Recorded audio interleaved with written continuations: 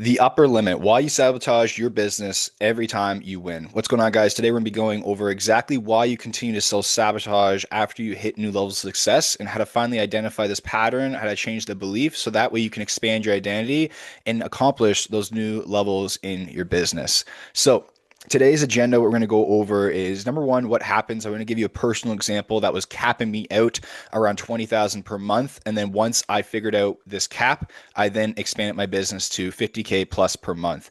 Then I'm going to go over why. So, why this happens, how patterns actually work, how habits work within the brain, why self sabotage happens.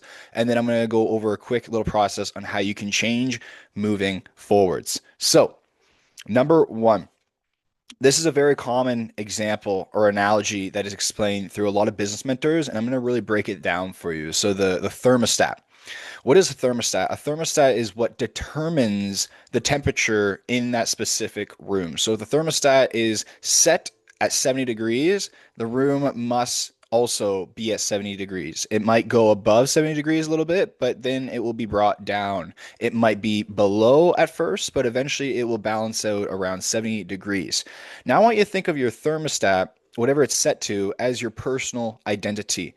Whatever your identity is the ability to what you can, the capacity to what you can handle in your life. So when a thermostat rises, so when you are rising to new levels of success, right? And let's say you hit that 90 degrees. So maybe for you, it's 100K per month, maybe it's 50K per month, maybe it's 10K per month. Whatever that next level is, you hit it, but then eventually within a month or two, you find yourself somehow back to square one again, back at your old setting. Why is it that that happens? Well, it all comes down to understanding how the mind, how the brain works when it comes to what is actually safe, what is familiar for us, what is predictable, how the animal brain works when it comes to its functions, the whole nine yards. So, diving into this a little deeper here. So, again, think of the thermostat, whatever it's set at, as your identity. That is what your identity is set at. Your identity is who you believe you are. Okay, who you believe you are. And this is what is then most safe and what is most predictable. So, even your nervous system, your body gets attuned to this as well. This goes as far to the point where you will then filter out information that does not serve your belief system, that does not serve your identity. So, for example, like there's been times in my business, and I've seen other clients do this as well, where the answers you needed all along were always there, but for some reason you couldn't fully grasp them or you couldn't fully use the answers that you needed to get to where you want to go because there was some sort of block in the way. And that block, that filter, is all simply because it didn't align with your old belief system. It wasn't safe and familiar, so therefore it got pushed out. So when you accomplish this new level of success, right? You're accomplishing new amounts of money, you're handling new situations. Well, you might have belief systems at those new levels that like are, hey, if I accomplish this new success, it means I'm going to have a lot more stress in my life. If I accomplish this new success, it means I might not be accepted by my family. If I accomplish this new success, I might have way more new duties that I can't actually handle. I'm scared that I'm going to fail. And what happens then is that this new level is not safe and secure. It is not familiar for us. So naturally, our body, our brain, how we evolved over, thousands of years, we are going to push that away. We're trying to work against our natural evolution of what has kept us alive, safe and secure. So, what's going to happen is that we're going to push that new success away. We're going to find ways to unconsciously self sabotage or consciously self sabotage. Some of you know what you're doing, some of you don't know what you're doing. But either way, you will find a way to self sabotage. And this is all just because your body, your brain is trying to keep you safe and secure. It's not trying to sabotage your success. It's not about that. It's about keeping you safe and secure. And the only way it can do that is to go and say, hey, buddy, this is what we've always had in the past. So you've always made $5,000 a month in the past. Your family has made maybe 100K per year, your dad or your mom or combined. This is the lifestyle that you're attuned to. Everyone in your community kind of makes this amount of money. So this is what you're going to make as well because this is what's most familiar. So your belief systems are completely formed around that.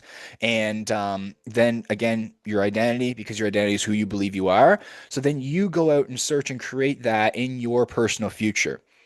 So you're always trying to create the future based off your past. So if your past is attuned, if your thermostat is set to a certain level from your past experiences, then you're always going to be set to that level in the future as well until you raise the thermostat. So so sabotage will show up as you might wait on decisions. You might slow down for some random reason when everything's going right. You should build the momentum up. You might start to make random changes that don't make any sense. You might have some unconscious spending that happens where you just spend your money without even thinking about it. You might create some unnecessary chaos in your life, or you might feel completely burned out. Your body feels sick. You don't feel good. Those are all signs, okay, we'll say symptoms that self sabotage is taking place. So here's a cycle. Who I believe I am is in the middle. Okay. So let's say I have a goal, and this goal is outside of who I believe I am. Well, I'm going to work and I'm going to act towards this goal. I'm going to get the mentors. I'm going to do the work. I'm going to do the 10, 12-hour days nonstop.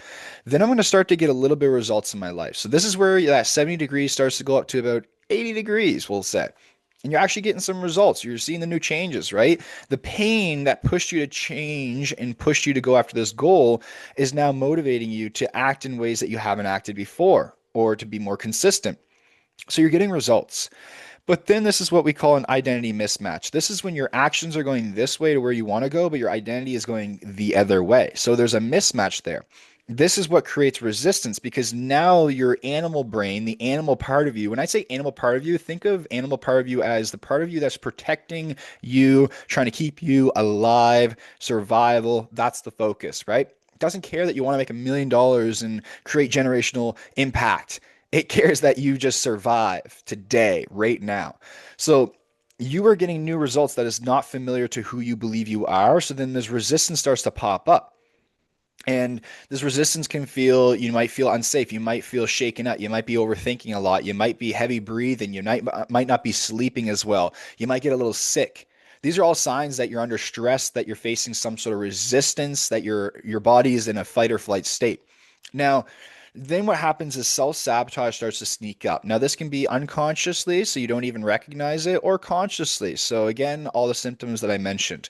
And then as you self-sabotage, you start to lose that old result, and then you start to go back to what's most familiar. Then you go into the pain again, right? Because it's like, hey, I'm trying to get away from this. I don't want to be stuck just paying my bills. I don't want to be stuck at 10K per month. I don't want to be at this level. I meant for more. I want to impact more people and change more lives. This is not who I'm supposed to be. I am ready for this next level. So then you get so frustrated, you get so stressed out again, and then you go at it again. And the cycle is going to repeat over and over and over again until we break the root that is causing this cycle to play out again. And what is that root? Well, let's really dive into this. Why does this cycle happen in the first place? It's all about safety and security. So for some reason, this new success, this new level of the thermostat is not safe and familiar. So we simply just need to make that the most familiar, safest path. And as soon as we do that, there's no reason to neglect it. There's no reason to try to get away from it. Okay, so here's an example. So this was a struggle of mine for many years. Now, I grew up in a household where, money was stressful. Money was always stressful, tenseful talks. We loved talking about money and we loved money, but it was always stress around money. That you have to work your guts out to make money, and that money's really hard to make, and that it's very, very stressful. Your relationship with money and relationships in general and just money in general is stressful. So that's what's kind of programmed into me to believe that money is stressful to make. So that's a belief system I had. Now, what happens with the brain, so how this functions is that your belief systems is everything. They're literally everything. They are the root to your whole entire personal reality. So whatever you believe to be true, then we'll say, let's say you have a belief system, right? That then kind of produces, or we'll say sends the thoughts that then your mind perceives, that then you receive. So your belief systems produce, because you're not your thoughts. You don't know when your next thought's going to be and what it's going to be about. So you receive these thoughts, right? So you receive these thoughts and feelings, but the more that you identify with these thoughts, the more you think about your thoughts and then also attach feeling with it, the emotion, your brain doesn't know the difference between reality and imagination. So you start to believe it to be true. So a thought and emotion held over time then starts to form identity. Identity is your sense of self, of how you function in physical reality. And then your identity influences behaviors, your actions, right? So actions produce results. So I had a belief that that money was stressful to make. Well, someone who believes that money is stressful to make, what do you think they're going to think like, right? They're going to think in ways that I need to work my guts out to make money. They're going to always worry about losing money. They're always going to worry about trying to accomplish more money, trying how to get more money. They're always going to feel pressure and tense around sales and making money. This is exactly what happened to me. And for me though, what happened was like, okay, I need more money. I need to work more. I need to invest more to make more money. I need to go, go, go, go, go. It's not enough. The feeling I would get then is this constant stress, this worry, just feeling overall off. Like when it comes to sales calls and stuff, feeling like it was the end of the world if I didn't get a sales call, and if I didn't accomplish it well, all these things would happen. And then what happened for me is that I would eventually, when I would hit a new record month, I would then quickly slow down after, or I would have reckless spending where I would invest a lot into ads, or I wouldn't plan it out properly, and I would just like spend more. My expenses would be extremely high, that would then stress me out. Like my expenses were way too high at one point, and I was spending thousands and thousands and thousands of dollars every single month for no reason. And what would happen at the end of the month is every time that new month started over, I would need to get all those new sales to pay for those expenses and make profit. And I was just in a constant stressful state. So the result of that is whatever my belief was. And that's the connection that you can make. Look at your results in your life right now, and that will kind of tell you what you already believe to be true. If you are someone who's very relaxed around money and free feeling, then you probably have a better relationship with it, as long as you're not, recklessly spending it and whatever it may be. So that's an example of kind of what was taking place. But remember that my belief system was just supporting me unconditionally. Is money actually stressful? No, that's a limiting belief. That's not actually a universal truth, right? Like other people have different relationships with money. So that's my personal truth. That was my personal reality. But it's not the full truth. And this is what really gets a lot of people. They have these major personal struggles and they try to fix it in such a general approach. And that's why they tend to fail over and over and over again. So, why does this happen? Okay, why does this happen? Well, I already kind of explained it, but I'll go over it again. So the brain is focused on safety, security, predictability. It doesn't care if you're happy or successful, it just wants those things there. So then what happens is that your personality, your identity and ego is protector of identity, then creates this in your future. Ego can only live on in the future or the past. So it tries to take the past evidence, past experiences, and reproduce that in the future because that is what's most safe, predictable. That is your sense of self. It doesn't want to lose its sense of self. So then what happens over time is as we act upon these ways, we start to form habits. Now, habits are unconscious patterns. Unconscious, as in you're not aware of the habit taking place. If you know that you're snacking at nighttime, that's not a bad habit. That's a decision because you're aware of it. Right? A habit is an unconscious pattern so you can conserve energy so that way you don't have to use the energy to do it. You already know that this path forward is the path of least resistance. It's the best path for you or your brain. The reason why you have a habit is because your brain believes it serves it. It's the best thing for it. If I do this thing, I'll get some sort of reward or it's the easiest path for me. So I'll just keep doing this over and over again. Then it becomes unconscious, so we don't even recognize it. So many of us have deadly, unhealthy habits that are very disempowering, but we're not even aware of them because it's unconscious. But again, if you're aware of your patterns, if you're aware of your habits, then you're actually deciding to continue to act that way. So if you know that you make a lot of money one month, but then you spend it all the next month, that's an unconscious pattern that's keeping you stuck in your business. That's not keeping your cash flow healthy, where you're always stressed out and you always feel the need to make more, more, more, more, more, more, more, right? That's not a business that you really want to be in because that's just constant stress. 2 bad months and you're at a business.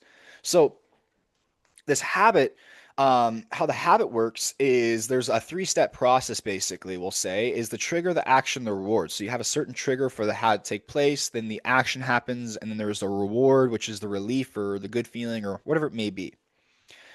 So going over this again, right? So belief, what's safe, what we want. Okay, that influences your actions. Over time, your brain will conserve energy, so these will start to form into habits or patterns.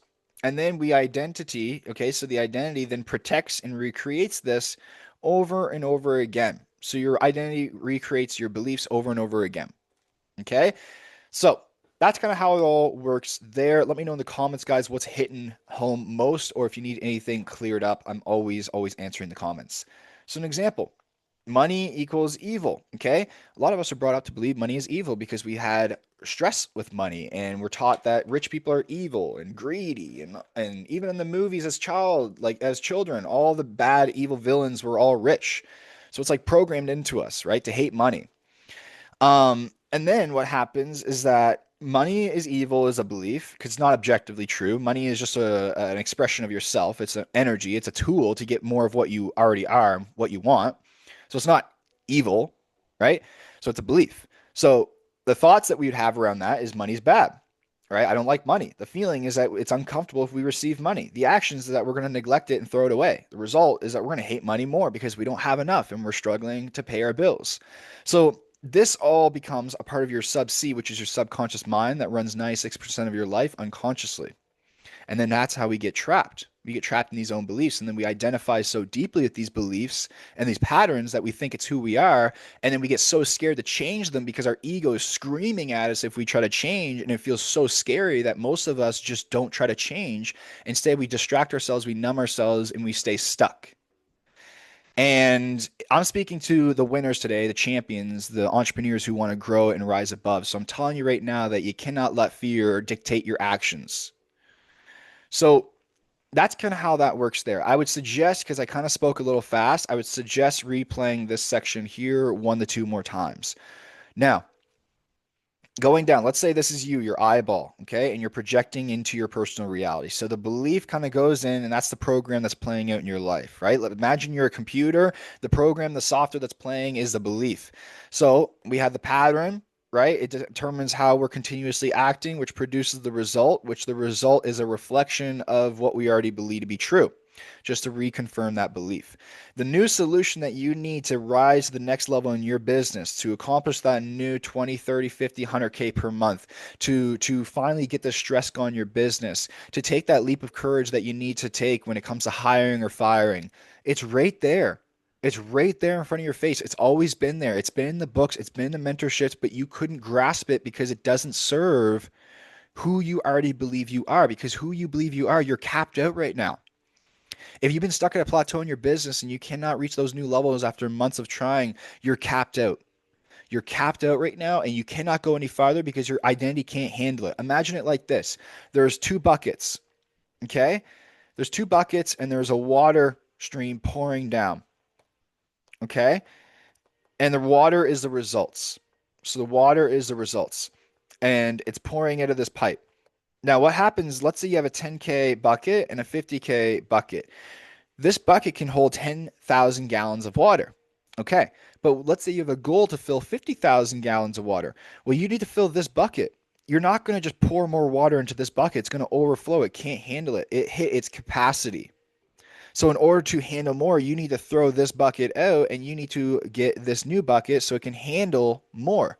This is why oftentimes you don't need a new strategy or to act or work harder. You just need to upgrade your identity and everything else will fall into place because you will think of the new ways, you will act in new ways, and you'll be able to actually handle that new level of success. It's just simply how our brain works, how we function in reality. So moving down habit cycle one more time, right? So we have the trigger to whatever it is. We have action. We have a dopamine response. So the dopamine rush of like the intensity of like, it's 50-50. I don't know if I'm going to get the result or not, but I'm going for it. That's where the dopamine spikes the most and you get that motivation to keep going for it. If you don't even believe in your goals are possible, you're not even going to get the dopamine to go after it. The motivation's not going to be there, right? You need emotional anchoring. You need a belief in your goals and your dreams so that way you really go through it. You're willing to go through the darkness, the hero's journey to get to where you want to go. Because eventually, man, you're going to hit that reward and that's going to be the best thing in the world. But anyway, so trigger, action, reward, and then the habit cycle repeats, right? But once you identify this pattern, then it becomes a decision to continue to act that way. So how do you change this then? Okay.